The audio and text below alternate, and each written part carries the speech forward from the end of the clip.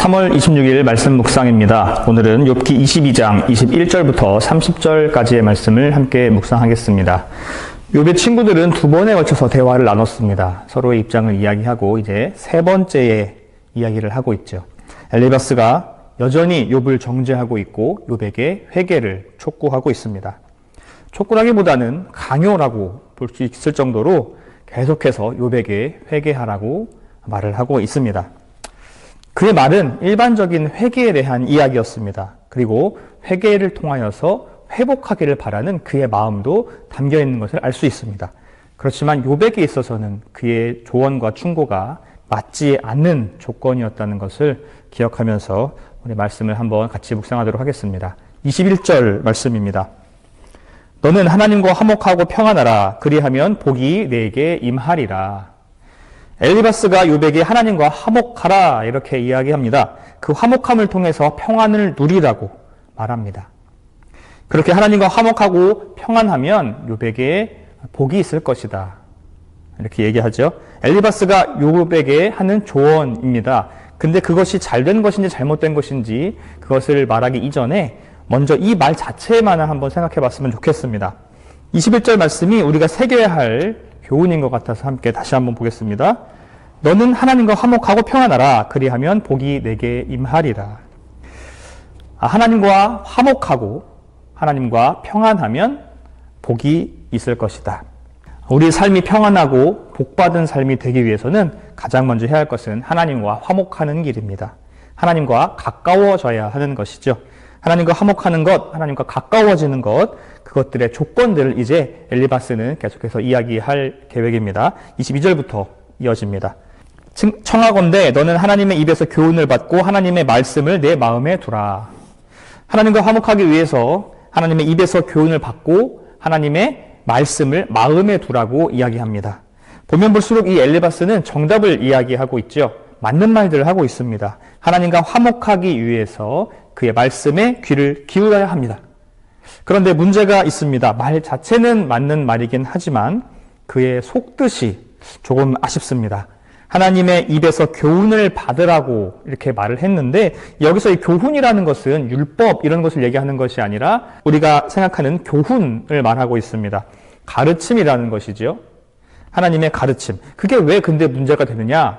여기에서 자신의 말이 엘리바스가 하는 말이 하나님께서 주시는 그 가르침이다, 교훈이다 이렇게 여기며 말을 하고 있기 때문입니다. 자신이 하나님께서 보내신 사자이다 이런 생각으로 지금 하나님을 대신해서 엘리바스가 욥에게 말을 하고 있기 때문입니다. 23절입니다. 내가 만일 전능자에게로 돌아가면 내가 지음을 받을 것이요 또 내 장막에서 불의를 멀리 하리라. 하나님과 화목하려면 전능자 하나님에게 나아가야 합니다. 그래서 하나님과 가까워져야 하는 것이죠. 이 말도 정답입니다. 맞는 말이죠. 그런데 이 말을 다시 한번 생각해 보면 지금 욥이 하나님과 멀어져 있다라고 엘리바스가 생각하고 있는 것 같죠. 욥이 죄를 지었기 때문에 하나님과 가까이 있지 못하고 하나님으로부터 멀어져 있다라고 생각하는 겁니다. 결국엔 지금 엘리바스가 계속 하는 얘기는 뭐냐면 욥 너는 죄를 지었기 때문에 고통받고 있는 거야. 그러니까 회개해. 이 관점을 계속 버리지 않고 이야기하고 있는 겁니다. 욥이 죄를 지었기 때문에 하나님과 멀어졌기 때문에 그 죄를 회복하고 하나님과의 관계를 가깝게 해야 된다는 겁니다. 하나님께 돌아가라는 것이죠. 그렇게 지금 욥은 자기가 죄를 지어서 이렇게 고난을 받는 것이 아니다라고 이야기함에도 불구하고 친구들은 계속해서 너는 죄 때문이다 라고 이야기하고 있습니다. 욥의 말을 들어주질 않습니다. 계속해서 같은 이야기를 하고 있지만 듣고 있지 않습니다. 24절 말씀입니다. 내 보화를 티끌로 여기고 오빌의 금을 계곡의 돌로 여기라. 계속해서 하나님과 화목하기 위해서 엘리바스는 욥에게 어떻게 해야 된다라고 이야기해주고 있습니다. 이번에는 욕심을 버리라라고 충고합니다. 하나님께 가까이 가기 위해서 우리에게 늘 방해가 되는 요소는 무엇일까요? 바로 재물입니다. 누가 뭐래도 재물 때문에 우리는 죄를 짓기 쉽고 재물 때문에 하나님과의 관계를 가까이 하지 못하는 경우가 많습니다. 그렇기 때문에 보화를 티끌로 여겨야만 하나님께 가까이 갈 수 있는 것이죠. 오빌의 금을 계곡의 돌로 여기라라는 말도 같은 뜻입니다. 오빌의 금이라는 것은 오빌이 이 금이 나는 생산지입니다. 양질의 금이 나는 곳이고 그곳에 나는 금 자체도 돌로 여길 줄 알아야 하나님과 가까워질 수 있다는 것입니다. 이 말을 들어보면 마치 욥이 돈에 눈이 멀어서 재물에 눈이 멀어서 하나님을 멀리한 것처럼 이렇게 여겨지죠. 그래서 지금 욥이 누렸던 그 부가 불의한 방법으로 얻은 것처럼 그런 이미지를 갖게 됩니다. 욥은 물질을 사랑한 적도 없고요. 그리고 불의한 방법으로 그 물질을 쌓아놓지도 않았습니다. 그런데 엘리바스는 아무 근거도 없이 욥을 정죄하고 있는 것이죠. 너 분명히 재물 때문에 그렇게 된 걸 거야. 왜냐하면 욥이 부자였기 때문에. 그렇게 자기 스스로가 판단하고 욥에게 그 재물을 멀리하라고 이야기하고 있는 겁니다. 말 자체는 틀린 말은 아니지만 지금 욥에게 맞는 말은 아닌 것이죠. 25절입니다. 그리하면 전능자가 내 보화가 되시며 내게 고귀한 은이 되시리니. 재물을 멀리하면 하나님께서 너의 보화가 되실 것이다. 굉장히 힘이 되는 말입니다. 물질에 대한 욕심을 버리면 하나님이 그 물질의 욕심을 버린 사람에게 보화가 되시고 고귀한 은이 되실 것입니다. 물질이 없어도 하나님으로 충분히 부유한 삶을 살 수 있는 것이죠.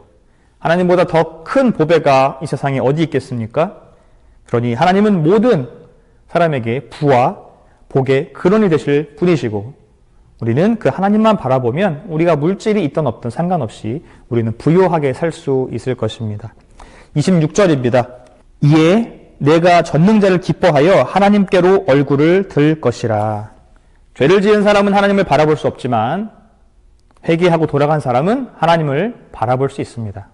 죄 지은 사람에게 하나님은 두려운 분이시지만 죄를 회개한 사람에게는 하나님이 기쁨과 즐거움의 근원이 되시는 분이십니다.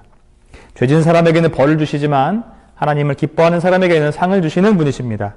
그러니 어서 빨리 회개하고 하나님께로 다시 돌아오라 라고 욥에게 말하고 있습니다.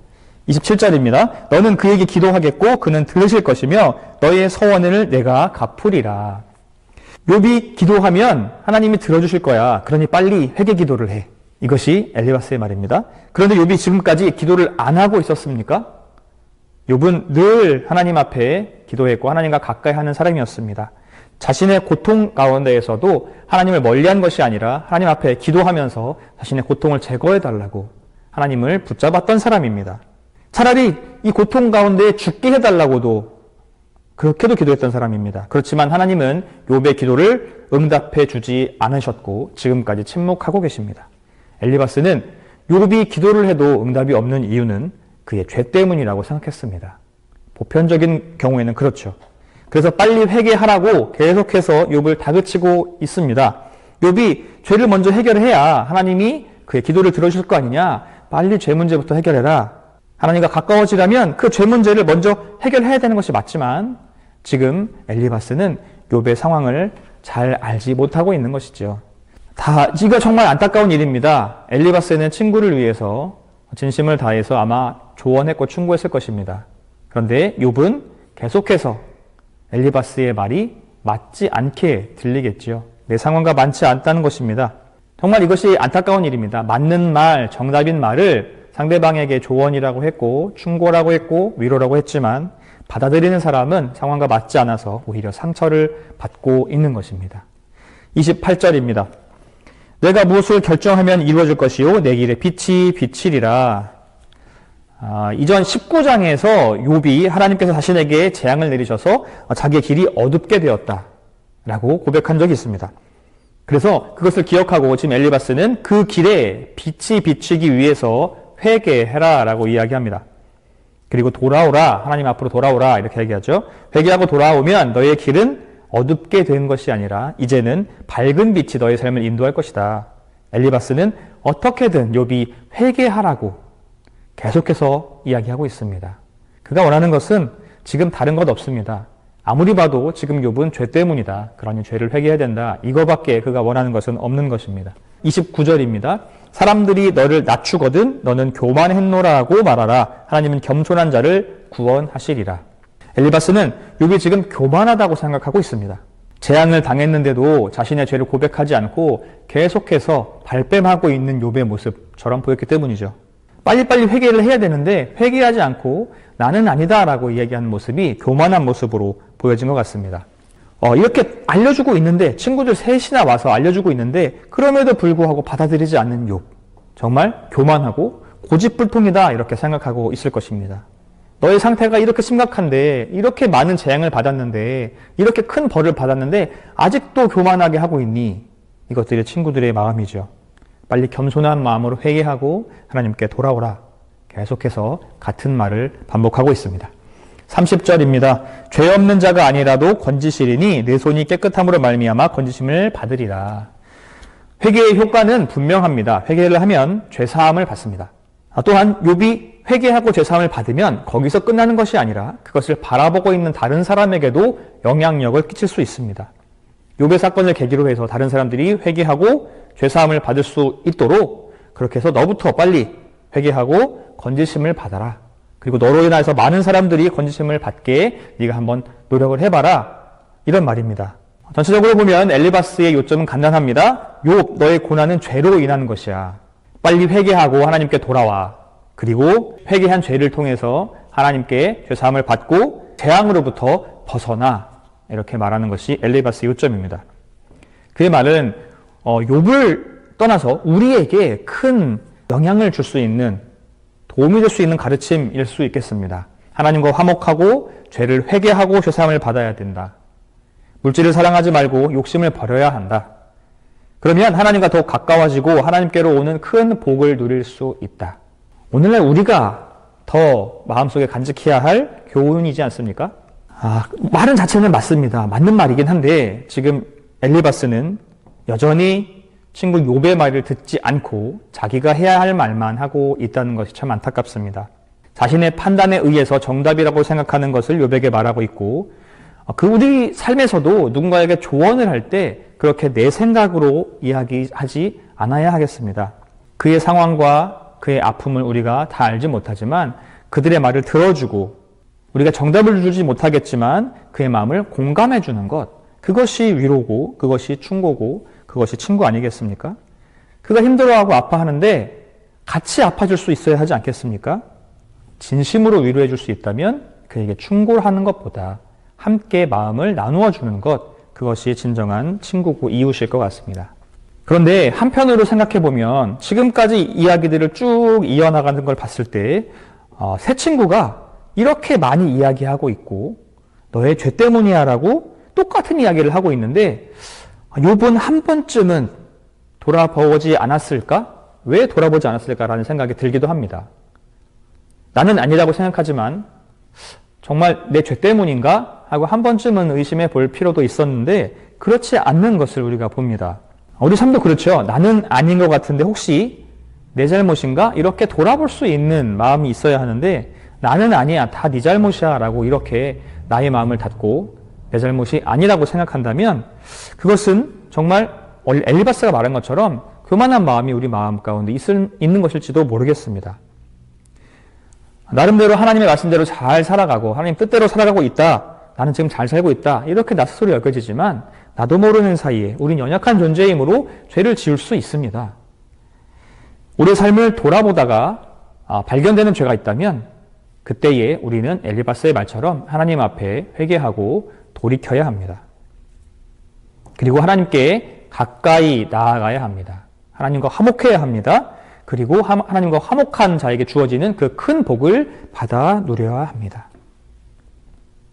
오늘 하루 가운데에 하나님과 교제하는 것, 하나님과 가까워지는 것을 목표로 하고 우리가 우리의 죄를 알지 못하는 것이 있더라도 하나님께 고백하면서 가까워지려고 하는 것을 오늘 목표로 삼아갔으면 좋겠습니다. 그렇게 하나님과 가까워지려고 노력하는 것 자체가 우리에게 즐거움이 될 수 있을 것이고 그 자체로 우리의 삶이 행복한 삶이 될 수 있을 것입니다. 오늘 각자의 자리에서 그 하나님을 만나고 그분의 뜻을 알고 그 뜻대로 합당하게 살아가며 그분과 교제하는, 하나님과 가까워지는 하루를 사시기를 주님의 이름으로 축복합니다.